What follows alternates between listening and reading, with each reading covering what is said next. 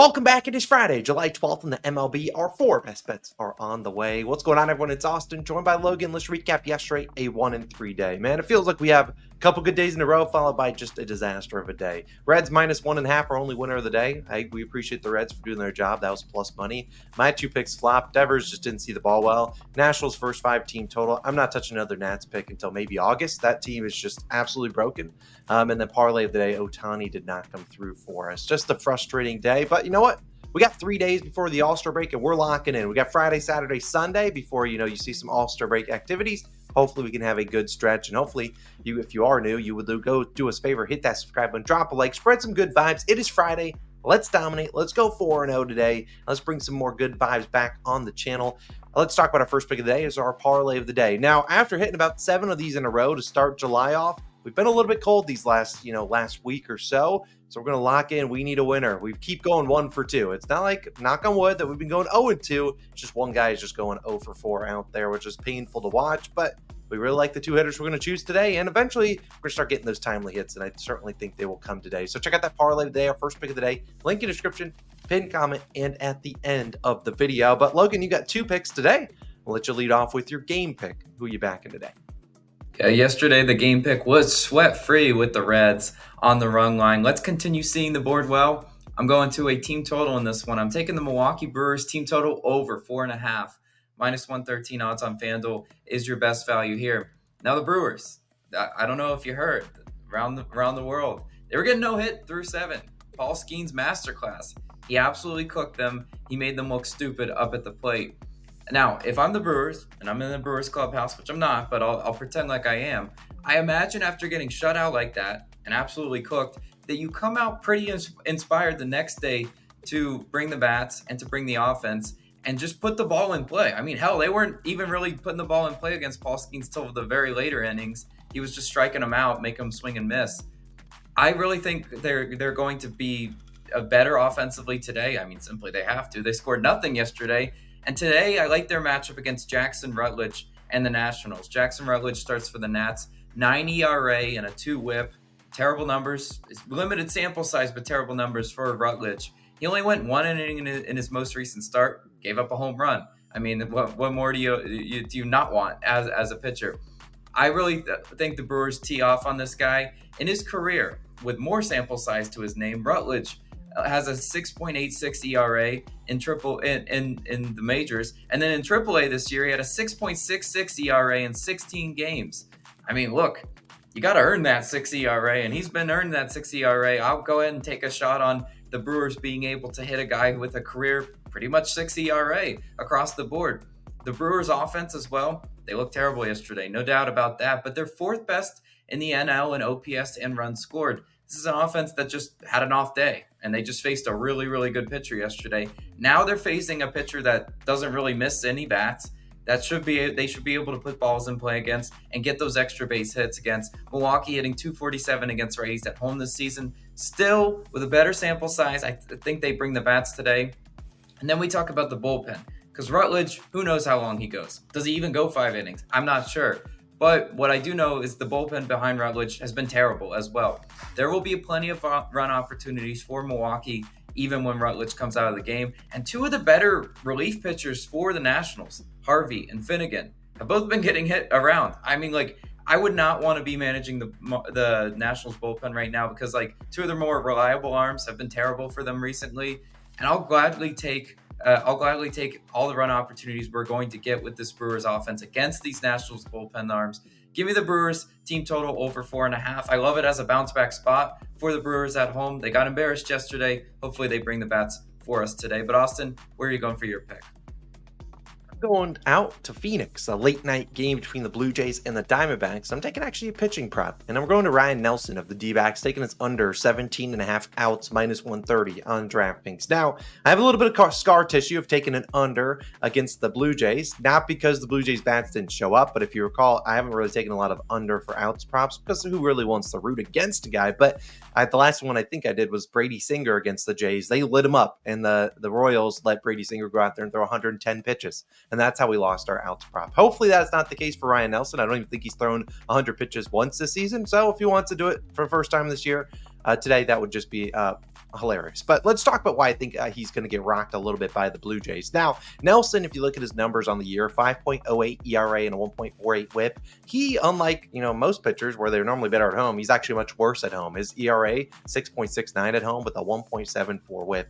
If you're putting on nearly 1.7, 2 base runners ish an inning, pitch count's going to keep going up. And we've seen in 15 starts this season, Nelson is under this line in 9 of 15. Did have a start where he only threw like 25 pitches. I'm not really going to count that one. If you do, you can. I'm not going to count it too much. But like I said, the Blue Jays have been actually pretty talented recently. They've been having pretty solid bats. They haven't really seen a guy like Ryan Nelson. When you've seen Nelson go over this line, get 6 or more innings pitched, it's been against teams that have actually already seen him before. So they've been swinging early and often, and they've probably been doing some damage. But when you're swinging and you're getting only 1 or 2 pitch at bats, it's going to be a little bit hard unless he gives up like 10 hits to knock it to 6 innings pitched. But the Blue Jays haven't really seen Ryan Nelson much. Saw him once last year. He did go 5 2/3, so pretty sweaty.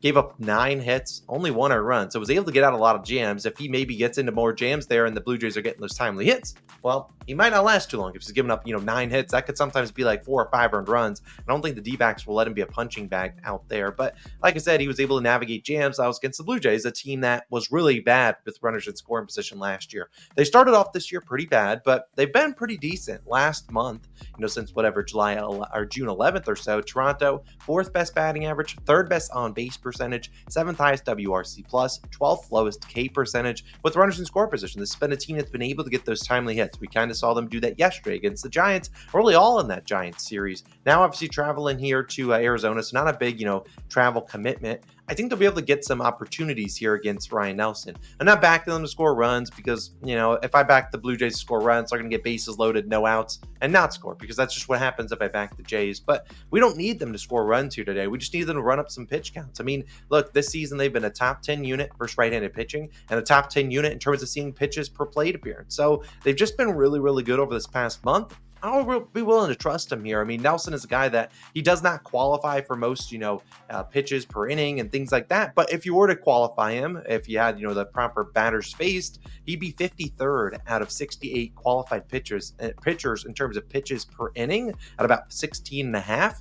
So that's not great. 10 of the last 14 guys, right-handed pitchers to face the Jays have gone under this line. The guys that went over, George Kirby, he's a guy that he's throwing strikes, so you're going to be swinging. You got Luis Castillo had a really good start. Hunter Brown has been really good over the past, 6 to 8 starts. Tanner Houck, a guy that is very low on pitches per inning, a guy that eats innings. Look, same thing. I don't really categorize Ryan Nelson as any of those things. It's a guy that sometimes misses location. He's not going to walk a ton of guys, but it could foul off a bunch of pitches. We could see some annoying at-bats, and I think there's going to take a lot of things to go right for Ryan Nelson to go over this outs line. There's only needs a couple things to go wrong. He could be getting rocked. He's not going to make it 6 innings. If he's just missing the zone, he's not making it 6 innings. So I really like this player prop. It's going to be the only pick of the day. Ryan Nelson of the Arizona Diamondbacks under 17.5 outs, minus 130. On DraftKings, I played to about minus 140. If it drops to 16.5, maybe I would only take that if it's plus money. So definitely see what happens with that price. But that's my favorite pitcher prop of the day. Logan,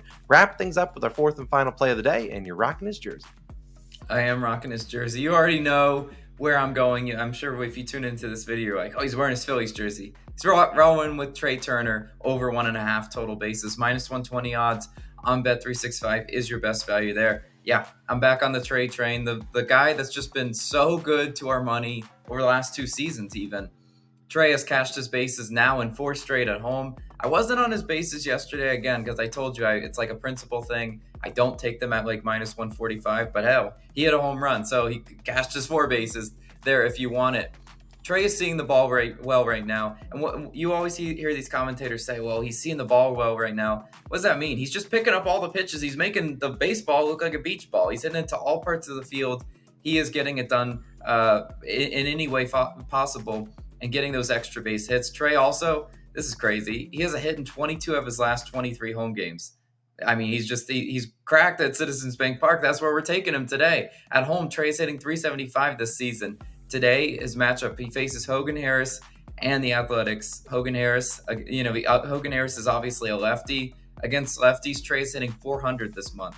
Gotta take this guy and gotta take it in this matchup. Trey's great for base props. Why? I've mentioned it before when I keep picking it, but he's 16th percentile walk percentage. Telling you guys, I've seen pitchers try to pitch around Trey, and he just won't have it. He keeps swinging at ball four, and it's kind of funny because I'm like, you know what? That's what I want for a basis guy. A walk does us no good on a basis prop. He's also 76th percentile on hard hit percentage. That lends to more extra base hits. 92nd percentile in expected batting average, 82nd percentile in expected slugging. The expected numbers are right where you need them. Trey's been putting the ball in play, and he's been finding the gaps, and he's been getting those extra base hits for us. He's also been doing it through a few singles. I mean, he's cashed that for us as well, where he hits, a single and then an infield single. Gets it done however it needs to happen. And you look at his matchup against Hogan Harris. Hogan Harris uses the fastball about 60% of the time. And Trey is hitting 292 off fastballs with a hard hit rate of 47.5%. Again, you hit these fastballs hard, it's probably going to go some places. Hopefully it does drop for an extra base hit. And then if I'm Hogan Harris, though, am I going to feed Trey a bunch of fastballs? Probably not. I'm going to probably throw some off speed. And Hogan Harris doesn't have a diverse pitch mix. It's only like four pitches in there.